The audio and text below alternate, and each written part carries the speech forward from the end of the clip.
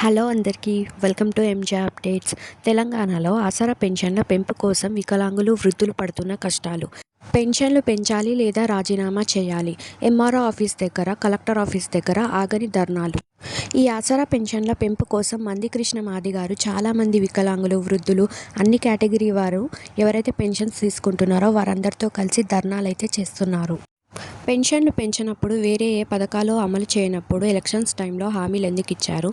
అలాగే ఏపీలో ఇస్తున్నట్టు పూర్తిస్థాయి వికలాంగులకు 15,000, వికలాంగులకు 6,000, వృద్ధులకు, వితంతువులకు 4,000 ఇక్కడ కూడా పెన్షన్లు ఏపీలో లాగా ఇవ్వాలని కోరుతున్నారు.